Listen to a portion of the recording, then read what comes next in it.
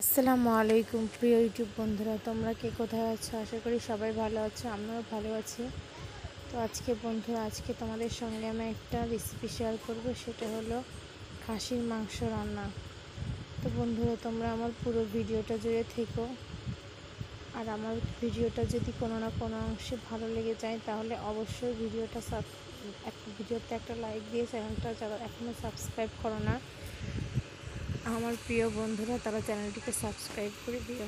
তো বন্ধুরা, আমি আজকে খাসির মাংস রান্না করব মোটামুটি 1 কেজি মতো। তো এর জন্যই দেখো সবগুলো মশলা আমি শিলপাটায় বেটে নিয়েছি। আমাদের বাড়ি গ্রামে, এই জন্য আমরা মাটির চুলায় রান্না করি। তো বন্ধুরা, আবার গ্যাসের চুলায় রান্না করি। তো আজকে আমি মাংসটা মাটির চুলায় রান্না করব। বন্ধুরা, তোমরা আমার পুরো ভিডিওটা জুড়ে আমার সঙ্গে থেকো। তো আমি এই যে মাংসটা রান্না করার জন্য যা যা মশলা লাগে সমস্ত মশলাগুলো সুন্দর মতো নিয়ে এসে সুন্দর মতো তেলের উপর দিয়ে কষিয়ে নিচ্ছি। মশলাটা যাতে কাঁচা কাঁচা গন্ধটা না থাকে। তো আমি খাসির মাংসতে শুকনো মরিচ, আদা, রসুন, পেঁয়াজ, জিরা, দারচিনি, এলাচ এইগুলো ব্যবহার করেছি, আর এক্সট্রা কোনো মশলা ব্যবহার করিনি। তো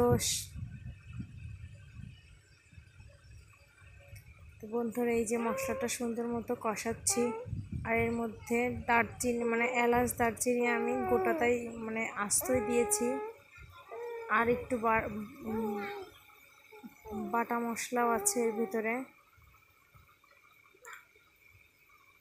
তো অন্যদিন আমি এটা প্রেসার কুকারে রান্না করি, তো ভাবতেছি আজকে কড়াইয়ে রান্না করি।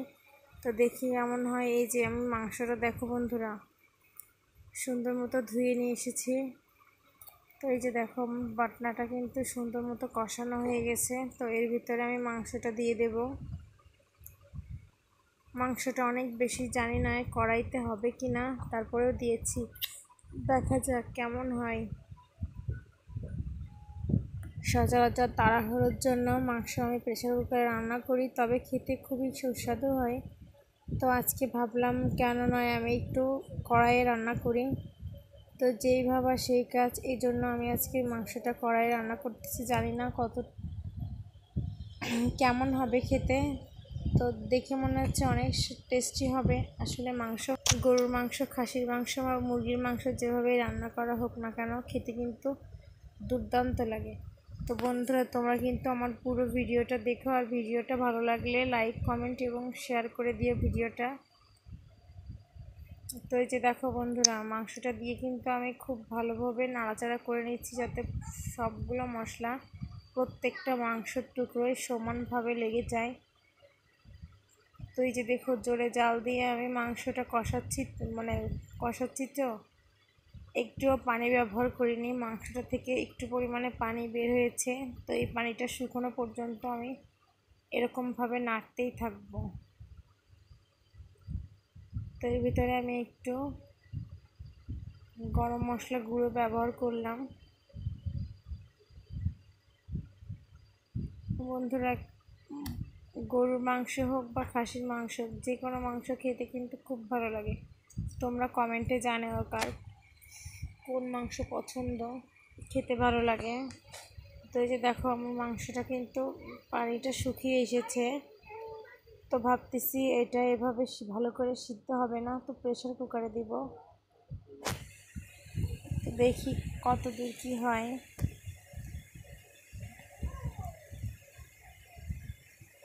তো যখন মাংসটা কষাচ্ছি, অসাধারণ একটা সুন্দর স্মেল আসতেছে। মাশাআল্লাহ, খেতেও নিশ্চিত অনেক ভালো হবে।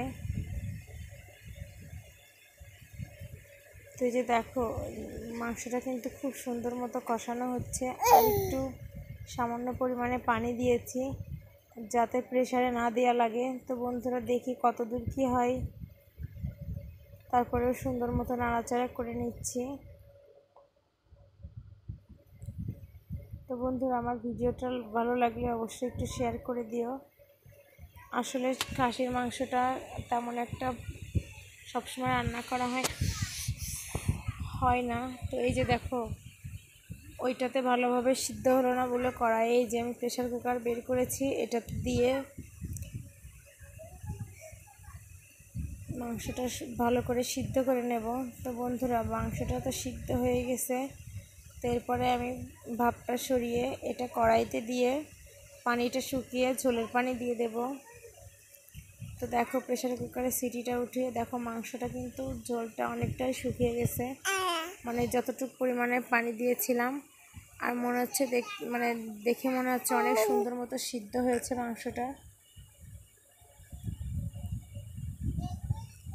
মাংসটা দেখে মনে হচ্ছে খেতে খুব সুস্বাদু হবে। তো এরপরে দেখো আমি কড়াইয়ে কিন্তু মাংসটা ঢেলে নিয়েছি যাতে ঝোলের পানিটা দিয়ে মাংসটা ভালো করে ফুটিয়ে রান্না শেষ করতে পারি। তো বন্ধুরা এরকম তোমরা আমার নিত্য নতুন ভিডিও পেতে আমার সঙ্গে থেকো,